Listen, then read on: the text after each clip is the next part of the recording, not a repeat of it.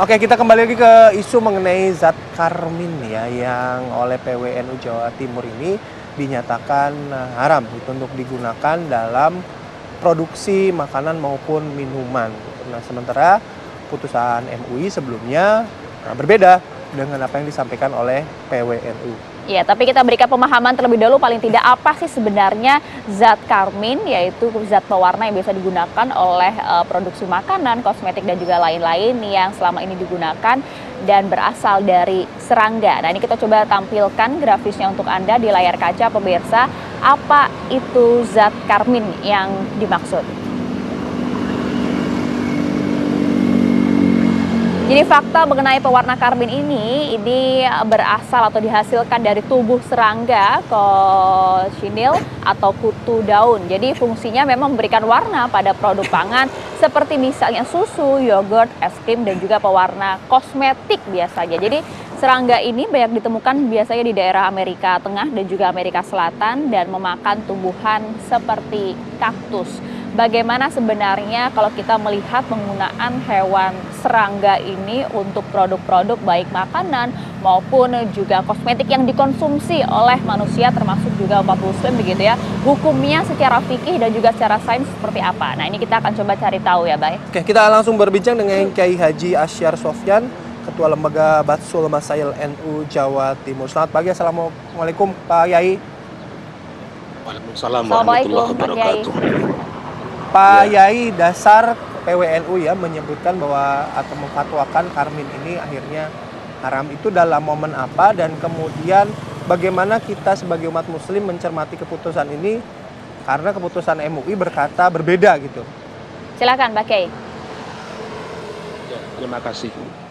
Kami di Jawa Timur tanggal 29 Agustus kemarin kita bahas tentang karmin itu. Karena ada pertanyaan di masyarakat bahwa sebenarnya karmin itu sesuatu yang boleh digunakan sebagai pewarna makanan atau yang lain atau bagaimana. Akhirnya kami bersama-sama seluruh aktivis masail di Jawa Timur membahas lintas mazhab Syafi'i dan juga yang lain, maka ada keputusan bahwa dalam mazhab Syafi'i itu termasuk barang yang najis karena bangkai. Tapi dalam mazhab lain seperti mazhab Maliki itu berpendapat bahwa binatang yang tidak berdarah itu ada dua pendapat. Kalau itu disembelih, artinya dibunuh, dipotong kakinya atau mungkin lehernya atau apa, maka bisa dikatakan itu suci. Tapi kalau pendapat yang lemah mengatakan itu walaupun nggak sembelih itu tetap suci. Artinya apa? Ini masalah beda pendapat antara madhab. Artinya ketika kita kemudian berpendapat itu haram, lainnya tidak, itu tidak masalah karena itu fikih, itu wajar-wajar saja. Cuma NU di Jawa Timur melihat bahwa di Indonesia ini yang adalah penganut mazhab Syafi'i itu yang banyak mayoritas. Yang kedua bahwa pewarna makanan itu bisa ngambil dari bahan lain yaitu nabati, itu bisa. Karena ada potensi ini, satu potensi bahan ada, kemudian mayoritas kita adalah Syafi'i, maka idealnya pakai menggunakan bahasa Syafi'i. Sehingga kita ibadahnya Syafi'i, makanannya Syafi'i, full Syafi'i, tidak kemudian kita menggunakan mazhab lain. Hanya itu persoalannya. Oke.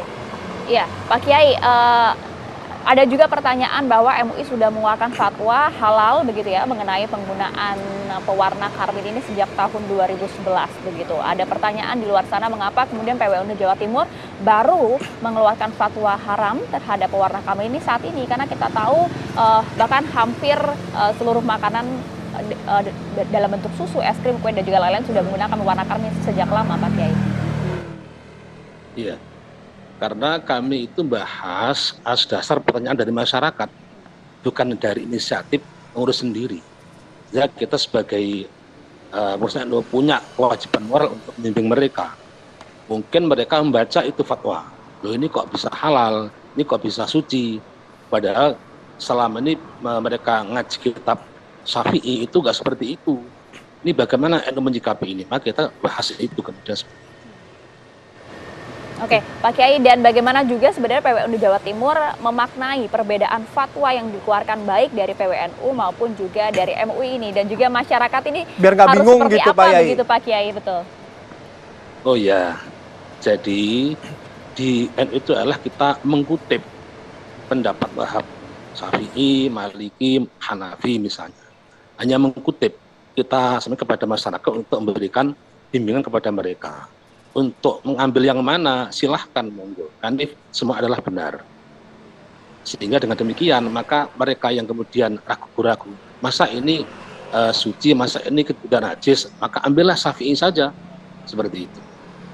Kalau memang mereka enjoy dengan pendapat yang halal, ya monggo, tidak masalah. Yang penting sudah menyampaikan informasi itu dari mereka, ini seperti ini seperti ini, seperti ini.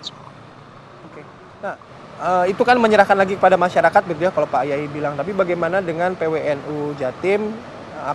Akankah juga berkomunikasi sekali lagi dengan MUI begitu ya? Bentuknya apa agar sekali lagi masyarakat juga teredukasi dan masyarakat akhirnya bisa menentukan mana yang bisa dikonsumsi sesuai dengan keyakinannya begitu loh, kira-kira Pak Yai. Iya, karena NU kan punya pengurus di bawah juga, di kabupaten, kota, sampai kecamatan, ranting. Di sana ada surya, ada kiai yang bisa ditanya untuk mengenai. Sehingga masyarakat atau warga NU khususnya ini bisa, kemudian ini bagaimana Pak Kiai, kok ada begini, pasti ada jawabannya. Mana yang terbaik untuk mereka. Oke, baik, terima kasih banyak Kiai Asyar Sofwan, Ketua Lembaga Batsul Masail NU Jawa Timur atas waktunya pagi hari ini. Semoga masyarakat sudah tidak bingung lagi begitu ya. Terima kasih banyak Pak Kiai. Iya, mudah-mudahan solusi, bukan solusi. Sudah. Baik, terima kasih banyak Pak Kiai. Assalamualaikum, selamat pagi.